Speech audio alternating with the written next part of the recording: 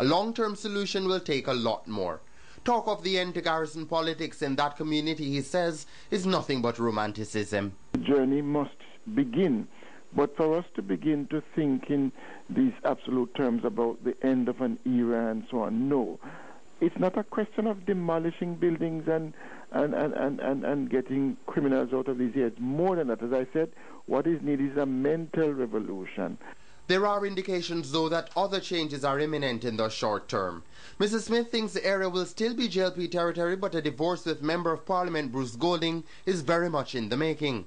I suspect that Mr. Golding will not be able to enjoy the kind of relationship he had with the constituents before. So clearly it would appear that a new Member of Parliament might well be in the making, if not in the near, but certainly by the time the general elections come around. No Bruce Golding, no voting, we're done with politicians. Marcus Garvey dead, but him right live on. Black people now gonna know themselves till them back against the wall. And we know ourselves now. No Bruce go on, and when we're dead, we don't worry. So for some Tivoli residents, no Bruce Golding, and in some cases, no voting at all. But what exactly do the people of Tivoli Gardens want?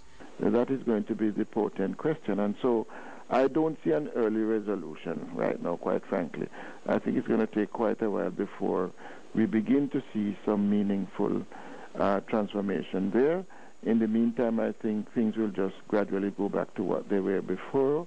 It's a community which has been termed the mother of all garrisons, but when our news team visited Thursday, residents disputed that designation as they called for attention from their Member of Parliament. What is the characteristic of garrison? Is it that the characteristics of the uptown neighborhood is different from the garrison? Oh no, I don't think so. I think that we are also of a right. Is it that the poor could find a way to come out of Tivoli Garden? They will. But guess what? To be poor is a crime. And I'm saying to the Prime Minister that it is full time that you do something about this, because the people down here, they need help and they need you to intervene. For some, the future of Tivoli Gardens now hangs in the balance. Dwayne Burbick, CVM News. Members of the Emergency Powers Review Tribunal have been appointed. The tribunal will review the cases of detention and restriction of citizens by the security forces under the current state of emergency in Kingston and St. Andrew. The chairman is Pamela Benker-Coker, QC. The two other members appointed by the Governor-General are Justice Henderson Downer and Attorney Nancy Anderson. In a Newswatch follow-up, juveniles being held at the temporary detention center at the National Arena are to be relocated by the Child Development Agency to ensure their safety. This as relatives continue to vent concern about the lack of information about their loved ones. Kingsley Roberts continues to track that story. After several teenagers were captured by our cameras being taken into the temporary detention center at the National Arena, the Child Development Agency has taken issue with the move. Hence, the CDA is in the process of identifying spaces in places of safety to accommodate boys between the ages of 14 and 17 who are being held at the National Arena. The agency's legal officer and two children's officers visited the facility on Thursday and confirmed that there are 20 boys who are in need of care and protection. One parent vented deep concern about the welfare of her son, who was being detained with adult males, but would only want him to be removed if she were informed. No, me come to take him personally. Me no want nobody take him. Me would take him personally. So would you appreciate if he's moved, if you can't get him today and he has to be moved to somewhere safer? Yeah, I would. But I have to know his where. She, like many relatives, is pleading for information from officials, citing that they have to depend on second-hand information. So have you been able to hear anything regarding your son? Nothing at all. From 6 o'clock, I'm up here this morning, and from Armand Barracks, all about me there till I hear him there. People call me from my phone and tell me. Just moments later, a juvenile was released. He was apparently shaken up by the experience. They must beat me, they must take me out of my house and beat me on my veranda, and then bring me to mobile reverse and beat me and make me sleep in floor and dirt and bring me here 2 days. And after bring me here so 2 days, them treat me very bad. From Monday, and I don't bathe from Monday, nothing from Monday. I don't eat a good food from Monday, just beer bread and bully beef, and all of them something that I eat from Monday.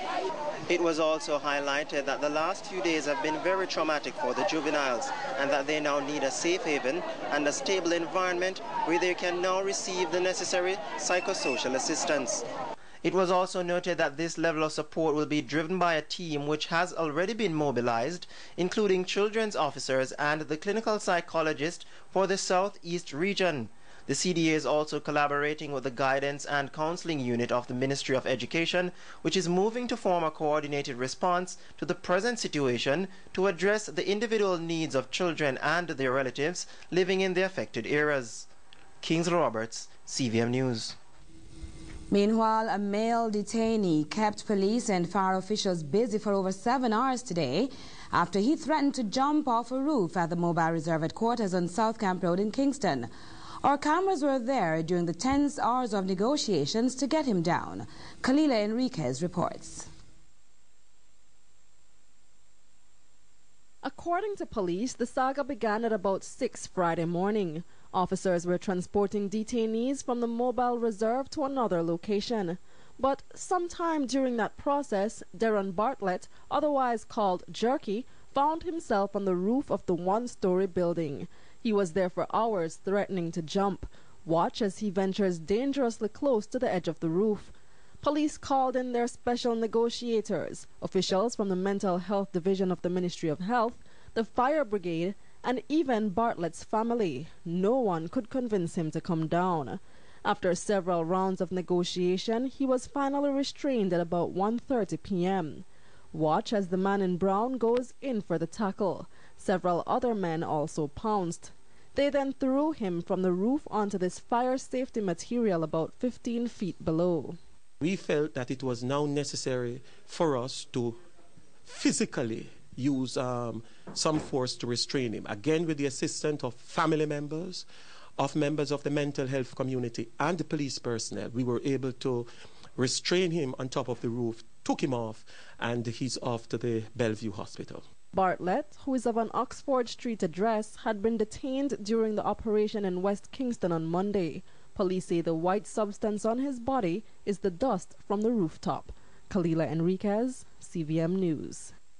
Another appeal has been made by the Police High Command for members of the following gangs to turn themselves in. In St. Catherine, the police say Tesha Miller, Jermaine Morrison or Speedy, Navardo Hodges and Michael Mirage of clans in De La Vega City should go to the nearest police station. Gang members of the Presidential Tivoli Gardens gang, including Justin Ogilvie or Stingy, Harry McLeod or Harry Dog and Prince Bucket, or Tugman and Paul Patrick of Click Shower Posse or Yardie Gang should also turn themselves in. In St. Andrews South, members of the Rat Bat Crescent Road 2 Miles Gang, such as Michael Paisley, otherwise called Tony, and Calvin Harris, otherwise called Coley, should also go to the nearest police station. Now there's some hopeful news for some businesses, including wholesale establishments, which were looted during the recent upheaval. The police have made a breakthrough and held a dozen men. The persons officially charged with office breaking and larceny are 49-year-old Jeremiah Bailey, O.C. Keith, of a Bendloss Lane address, and Anthony McKenzie, also 49, of no fixed address. 10 other men are being processed as the police move to not only have the large quantity of stolen goods claimed, but have those responsible for the looting at approximately 14 businesses pay. The men were held at houses in Church and Orange Streets, as well as Chancery and Luke Lanes. These are some of the stolen items which were recovered, stocked away at the places of residence.